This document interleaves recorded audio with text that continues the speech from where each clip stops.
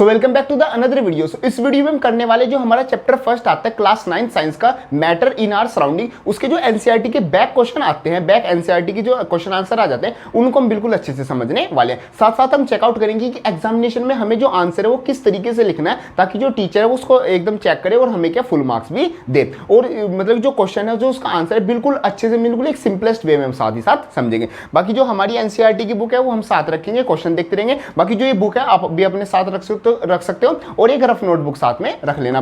कुछ जो क्वेश्चन है कुछ सोल्व करने का आया तो आप हाथों हाथ सोल्व करते रहना। देखो उसमें हमारे टोटल 9 क्वेश्चन आते हैं, बड़े सिंपल से इसमें क्वेश्चन है, चेकआउट करते हैं। जैसे सबसे पहला जो क्वेश्चन आता है वो कहता है convert the following temperature to the Celsius scales. Means हमें केल्विन में टेंपरेचर दिया हुआ है और हमें क्या डिग्री सेल्सियस में कन्वर्ट करना है। तो आपको पता है जब भी हमें केल्विन में टेंपरेचर दिया और सेल्सियस में कन्वर्ट करना हो तो हम उस भी टेंपरेचर में से क्या है माइनस का 273 कर देते हैं। मींस जो भी टेंपरेचर, जैसे मेरे पास फर्स्ट है 293 केल्विन मेरे पास है, तो उसको अगर मेरे को सेल्सियस में करना है तो सिंपल मैं इसमें से 273 नंबर क्या है माइनस कर दूंगा और जो भी मेरा आंसर आएगा वही मेरा किस चीज में आएगा, डिग्री सेल्सियस में आएगा। इस चीज को ध्यान रखना, केल्विन को सेल्सियस में कन्वर्ट करने के लिए माइनस करना है माइनस का 273। क्यों करना है? क्योंकि मेरा जो 0 डिग्री सेल्सियस होता है वो मेरा 273 केल्विन के इक्वल होता है, इसलिए इसको केल्विन को सेल्सियस में कन्वर्ट करने के लिए 273 इसमें से क्या कर रहे हैं, माइनस करें। इसमें से जब ये माइनस करेंगे सिंपली तो मैथ की कैलकुलेशन है तो हमारे पास आ जाएगा 20 डिग्री सेल्सियस। ये आ जाता है हमारा फर्स्ट पार्ट। सेकंड देखते हैं, सेकंड क्वेश्चन देखो, सेकंड क्या कह रहा है, वो हमें 470 केल्विन हमें दे रहा है और वो कह रहा है इसको सेल्सियस में कन्वर्ट करो। तो कुछ नहीं करना है, 273 इसमें से क्या कर देंगे, माइनस कर देंगे। तो जैसे इसमें से माइनस करेंगे 10 - 3 यहाँ पर आ जाएगा 7, वहां पर बच जाएगा मेरा 6 और 6 मतलब मैं कैरी लूंगा तो 16 में से 7 गए, वो बच जाएगा मेरा 9 और 3 - 2 ये आ जाएगा 197 डिग्री सेल्सियस ही मेरा क्या टेंपरेचर आ जाएगा। तो सिंपल इस तरीके से भी इसको कन्वर्ट कर सकते हैं। सेकंड जो क्वेश्चन आता है वो इसका ही रिवर्स है, वो कहता है कि सेल्सियस में आपको टेंपरेचर दिया है, केल्विन में कन्वर्ट करना है। मींस सेल्सियस में मेरे को टेंपरेचर और केल्विन में कन्वर्ट करना है। तो अगर हम यहाँ पर केल्विन में सेल्सियस में माइनस करते हैं तो वहां पर सिंपली क्या कर देंगे, प्लस 273 हम कर देंगे। तो इतना सिंपल हमारा क्वेश्चन आता है। जैसे इसमें दिया हुआ 25 डिग्री सेल्सियस, यहाँ पर कर लेते हैं 25 डिग्री सेल्सियस दिया हुआ है और उसको मेरे को केल्विन में करना है। तो उसमें क्या है, मैं जो 273 मेरा जो नंबर है वो सिंपली इसमें प्लस कर दूंगा। तो 5 3 मेरा 8 आ जाएगा, 9 और 2 तो ये आ जाएगा 298 केल्विन। ध्यान रखना क्वेश्चन में आप अगर ये प्लस सही करके आ जाते हो बिल्कुल ठीक है, लेकिन अगर आप ये यूनिट लगाने भूल जाते हो, सेल्सियस या केल्विन या कुछ भी आता है फ़ारेनहाइट, ये अगर यूनिट लगाने भूल जाते हो तो क्वेश्चन की आपकी कोई वैल्यू नहीं रहेगी। मींस आपने आंसर सही भी निकाल दिया तो अगर ये 1 मार्क्स का होता है उसमें आपको क्या है, आधा ही मार्क्स मिलेगा। तो ध्यान रखना, जो साइंस में फिजिक्स में कहीं पर भी आपकी अगर यूनिट है तो यूनिट आपको क्या जरूर लगानी है। नेक्स्ट क्वेश्चन की बात करते हैं 373। देखो 373 इसमें से क्या माइनस कर दोगे, 273 माइनस कर दोगे सेल्सियस को केल्विन में कन्वर्ट करने के लिए। तो 3 में से 3 0 0 और ये 1 मेरा आ जाएगा 100 डिग्री सेल्सियस। मेरा सिंपल सा पॉइंट आ जाएगा। नेक्स्ट क्वेश्चन की बात करते हैं, वो कहते हैं give reason for the following observation. आपसे क्वेश्चन पूछ रहा है, आपको कुछ ऑब्जर्वेशन दे रहा है और आपसे पूछ रहा है कि इसका रीजन बताना है कि ये ऐसा क्यों हो रहा है। यहाँ पर कहता है naphthalene balls disappear with time without leaving any solid. देखो आपने घर में भी रखा होगा, जैसे बोलते हैं कपूर की जो गोली होती है या फिर जो कैम्फर बॉल्स होती है, नेफ्थलीन बॉल्स होती हैं, घर में कई बार हम उनको रख लेते हैं साफ सफाई के उस केस में या फिर बाथरूम में रखी मिलती है, आपने कहीं पर देखी भी होगी। तो क्या करते उसमें क्या होता है, अगर आपने वो कहीं पर रखी है, रूम के कॉर्नर में कहीं पर भी रखी है, तो कुछ टाइम बाद आप अगर उस पर कुछ ना भी करो, उस पर स्प्रे ना करो या उसको उठाओ भी ना या उसके साथ छेड़छाड़ कुछ ना करो, तो कुछ टाइम बाद, कुछ दिनों बाद वो क्या वहां से गायब अपने आप ही हो जाती है। तो पूछ रहे हैं ऐसा क्यों होता है। तो देखो जो नेफ्थलीन बॉल्स होती है वो स्टार्टिंग किस फेज में होती है, वो हमारी क्या सॉलिड फेज में होती है, मींस वो सॉलिड शेप में होती है। लेकिन कुछ टाइम बाद यहाँ पर क्या आपका एक प्रोसेस हो जाता है जिसको हम बोलते हैं सब्लिमेशन।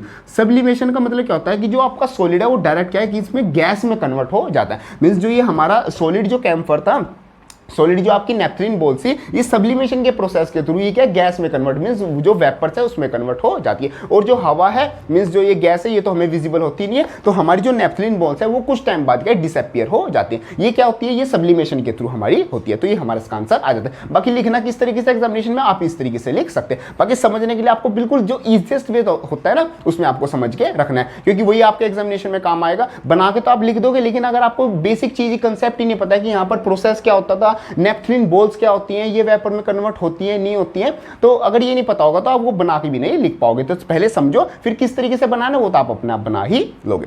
नेक्स्ट आता है we can get the smell of perfume sitting several metres away. देखो अगर किसी ने परफ्यूम लगाया वो रूम में एंटर करता है तो हमें पता चल जाता है कि हाँ भाई इसने अच्छा खासा परफ्यूम लगाया है, मतलब अगर कोई मतलब कि उसकी फ्रेग्रेंस अच्छी हो तो। देखो यहाँ पर पॉइंट क्या आता है, जो आपको पता है कि जो कैरेक्टरिस्टिक्स होती है पार्टिकल्स की, उसमें कैरेक्टरिस्टिक्स आती है कि जो पार्टिकल्स होते हैं वो कंटिन्यूअस मोशन में होते हैं। तो जो अगर वो मैन या फिर मतलब कोई भी जो बंदा है वो अंदर एंटर करेगा तो उसने अगर परफ्यूम लगाया हुआ है तो उसके जो पार्टिकल्स है वो भी उसके साथ साथ चल रहे हैं, तो जो पार्टिकल्स है जो आसपास की एयर है उसमें क्या कर जाएंगे, डिफ्यूजन कर जाएंगे। मीन्स यहाँ पर क्या होगा, ये तो परफ्यूम के पार्टिकल्स हैं और ये हमारे मतलब रूम में जो एयर है तो इसके जो पार्टिकल्स हैं और जो नॉर्मल एयर के पार्टिकल है वो आपस में क्या हो जाएंगे, एक दूसरे में इंटरमिक्स हो जाएंगे। और जब पार्टिकल्स इंटरमिक्स होंगे तो जैसे वही है कि अगर हम दूसरे बंदे से मिलेंगे, दूसरे दोस्तों से मिलेंगे तो दोस्त क्या बोलेंगे, आओ भाई मैं तुमको अपनी कॉलोनी दिखा के लाता हूँ, या हमें मिलेगा तो हम बोलेंगे आओ भाई मैं तुमको अपने घर लेके जाता हूँ, घुमा के लाता हूँ। तो जो परफ्यूम के पार्टिकल है वो एयर के पार्टिकल्स को क्या है जहाँ तक ले जा सकते हैं वो घुमा के लाएंगे। मीन्स साइंस की लैंग्वेज में बोलेंगे तो जो परफ्यूम के पार्टिकल्स है वो पूरे रूम में क्या कंटिन्यूसली मूव करते रहेंगे। तो वो वहां पर अगर बंदा सामने खड़ा है तो उसकी जो परफ्यूम के पार्टिकल्स है वो ट्रैवल करके हमारे पास तक आ जाएंगे और हमें क्या परफ्यूम की स्मेल आने लग जाएगी। और लिखना किस तरीके से, वो हमें सिंपली इस तरीके से लिखना है। तो ये इसका हमारा क्या सिंपल सा आंसर आ जाता है। नेक्स्ट बात करते हैं, arrange the following substances in increase order of force of attraction. देखो ये आपके पास तीन पार्टिकल है, वाटर, शुगर और ऑक्सीजन, एक सॉलिड है, एक लिक्विड है, गैस है। इन तीनों को आपको क्या है फोर्स ऑफ अट्रैक्शन में क्या मतलब कि कंपेयर करना है डिक्रीजिंग ऑर्डर, हाँ नहीं सॉरी इंक्रीजिंग ऑर्डर में लिखना है। तो देखो आपको पता है कि जो सॉलिड होता है उसमें जो फोर्स ऑफ अट्रैक्शन होती है वो सबसे ज्यादा होती है, जो लिक्विड है उसमें मीडियम मॉडरेट होती है, और जो गैसेज होते हैं उसमें क्या सबसे कम होती है। तो सबसे पहले आपका आ जाएगा ऑक्सीजन, फिर आप लिख दोगे जो आपका आता है सेकंड आई थिंक वाटर है, हाँ सेकंड आपका वाटर है, और थर्ड आपकी आती है शुगर। तो शुगर में फोर्स ऑफ अट्रैक्शन सबसे ज्यादा, वाटर में उससे कम, और ऑक्सीजन में सबसे ही कम होती है। तो इस तरीके से हम इंक्रीजिंग ऑर्डर में इसको लिख सकते हैं। नेक्स्ट बात आती है, नेक्स्ट क्वेश्चन आता है what is a physical state. देखो ये तो जो एनसीईआरटी की इंटरनल जो क्वेश्चन थे सेम वही क्वेश्चन आता है। वो कहते हैं कि 25 डिग्री सेल्सियस आपका किसी चीज का टेम्परेचर है, वाटर का यहाँ पर टेम्परेचर है, तो उसकी स्टेट क्या होगी, वो सॉलिड होगा, लिक्विड होगा, गैस होगा। तो 25 डिग्री सेल्सियस तो रूम टेम्परेचर होता है। रूम टेम्परेचर पर जो हमारा जो भी गिलास में या किसी चीज में आपका पानी रखा है तो वो क्या है पानी फॉर्म में, मींस लिक्विड फॉर्म में मिलता है। तो हम कह सकते हैं 25 डिग्री सेल्सियस पर हमारा क्या होता है, लिक्विड जो वाटर है वो लिक्विड स्टेट में होता है। 0 डिग्री सेल्सियस पर देखो 0 डिग्री सेल्सियस पर क्या है, आइस भी एग्जिस्ट करता है, प्लस हमारा जो वाटर है वो भी एग्जिस्ट करता है। तो यहाँ पर हमारी को एग्जिस्टेंस होगी, आइस और वाटर दोनों ही एग्जिस्ट करेंगे। मतलब कि जो वाटर है वो धीरे धीरे आइस में कन्वर्ट होना स्टार्ट हो जाएगा, लेकिन कुछ वाटर भी वहां पर हमें मिलेगा।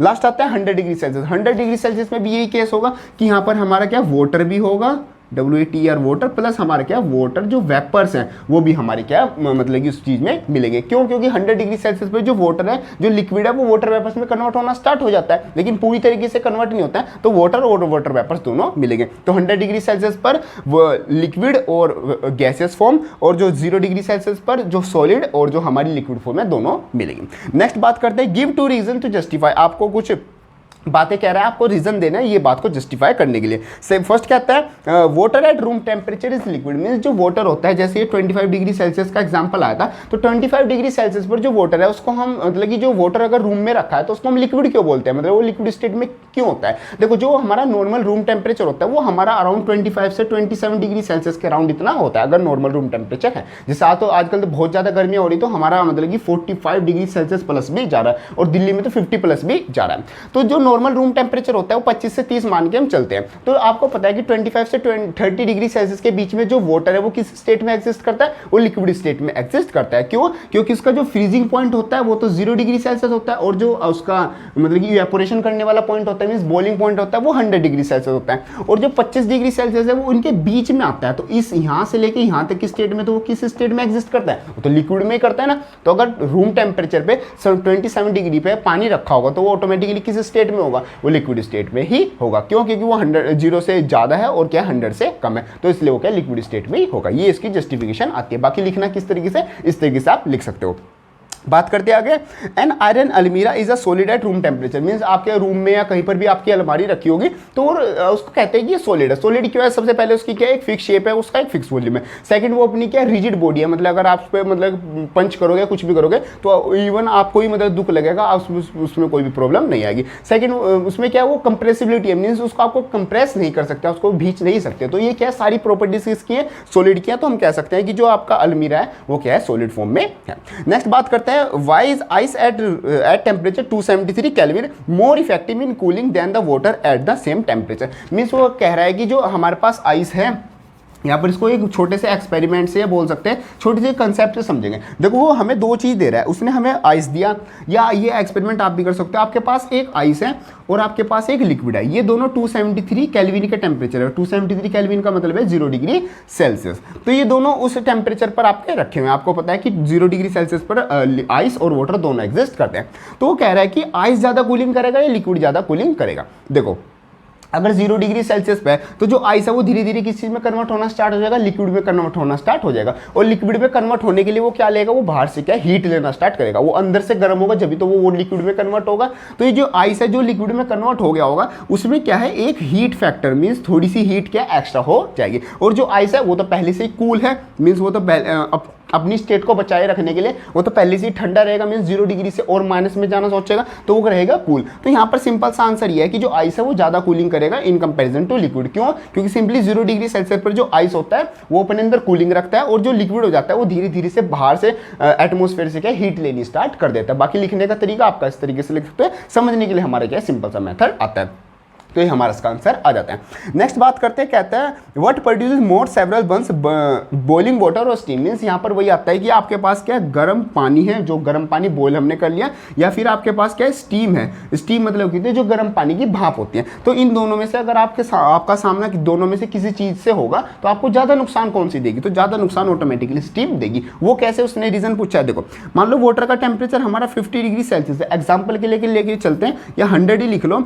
100 डिग्री सेल्सियस वाटर का टेम्परेचर है और स्टीम का भी कितना है 100 डिग्री। तो ये जो वाटर है जो स्टीम में कन्वर्ट हुआ होगा उसने मतलब कि वाटर को स्टीम में कन्वर्ट होने के लिए बाहर से क्या लेनी पड़ेगी, एक्स्ट्रा हीट लेनी पड़ेगी। तो मतलब कि जो स्टीम है उसके पास क्या होगी, एक्स्ट्रा हमारे पास क्या होगी, हीट होगी। तो जिसके पास ज्यादा हीट होगी वो ही ज्यादा जलाने का काम करेगा। तो क्या है, जो स्टीम है वो ज़्यादा बर्न करेगी in comparison to water at the same temperature. तो मेरा सिंपल सा आंसर आ जाता है। ये क्वेश्चन आता है, लास्ट क्वेश्चन आता है कि आपको एक फ्लो चार्ट दिया हुआ है, इसमें आपको क्या है जो मेथड्स है मींस जो कन्वर्जन है उनके नाम लिखने हैं सिंपली। तो एक फ्लो चार्ट की तरह आता है। जैसे जब आप सॉलिड से लिक्विड में कन्वर्ट करते हो उसको क्या बोलते हैं, उसको मेल्टिंग बोलते हैं। लिक्विड से जब आप गैस में जाते हो क्या होता है, इवेपोरेशन होता है। जब आप गैस से लिक्विड में जाते हो तो आपके पास क्या आता है, गैस से लिक्विड में सिंपली जाना क्या होता है, कंडेंसेशन होता है। जब आपसे लिक्विड और लिक्विड से सॉलिड में जाते हो उसको बोलते हैं फ्रीजिंग। और ये जो सॉलिड से डायरेक्ट गैस में जाना इसको बोलते हैं सब्लिमेशन। तो इस तरीके से हम इसको सब पॉइंट्स को लिखेंगे। एग्जामिनेशन की जो बैक एक्सरसाइज के क्वेश्चन होते हैं बहुत ज्यादा इंपॉर्टेंट होते हैं। तो हर एक क्वेश्चन को ध्यान से आपको समझ के और बिल्कुल एक मतलब कि परफेक्ट भी नहीं बोलना, एक मतलब क्या अच्छे वे में लिखना है। मींस जो मेन पॉइंट्स आते हैं जैसे सब्लिमेशन प्रोसेस का नाम हो गया, आपको किसी चीज में कन्वर्ट करना है, water, water vapour, solid, liquid, ये जो वर्ड्स हो गए ना ये आपको आंसर में क्या जरूर लिखने हैं। आप सिंपल से सिंपल वे में लिखो आंसर को, कोई दिक्कत नहीं है। जैसा आपकी समझ में है जैसा आप लिख सकते हो वैसा लिखो। लेकिन जो साइंटिफिक वर्ड्स होते हैं जैसे सब्लिमेशन, इवेपोरेशन, कंडेंसेशन, मैटर और सॉलिड लिक्विड स्टेट और कन्वर्जन के नाम, इन वर्ड्स को क्या अपने आंसर में जरूर रखना ताकि टीचर को भी पता चले हाँ भाई बच्चे ने चैप्टर पढ़ा हुआ है और उसको इन वर्ड्स के बारे में नॉलेज है। क्योंकि साइंस का आंसर लिख रहे हो तो साइंस की फॉर्म में आना। और आंसर को कभी भी कहानी बना के नहीं लिखना, आपको हमेशा पॉइंट्स बना के। और अगर उस आंसर में आपका एग्जांपल दे सकते हो तो बहुत अच्छी बात है, आपको एग्जांपल डाल के रखना है। तो इस तरीके से आपको जो आंसर है वो अपना लिखना है। बाकी चैप्टर बड़ा ईजी है। अभी भी इस चैप्टर से आपको कोई भी डाउट आता है पूरे चैप्टर से रिलेटेड आप उसको कमेंट बॉक्स में लिख सकते हो, या फिर मेरे को इंस्टाग्राम पे या फिर जहां पर भी आपको मतलब कि कॉन्टैक्ट कर सकते हो वहां पर आप मेरे को मैसेज कर सकते हो। वहां पर हम उसको चेकआउट कर लेंगे किस तरीके आपकी प्रॉब्लम है और उसको सिंपल वे में हम सोल्व कर देंगे। बाकी ये वाली वीडियो हेल्पफुल लगे तो उसको लाइक जरूर कर देना और जाते वक्त चैनल को सब्सक्राइब जरूर कर देना। मिलते हैं अपनी नेक्स्ट वीडियो में, तब तक के लिए थैंक यू।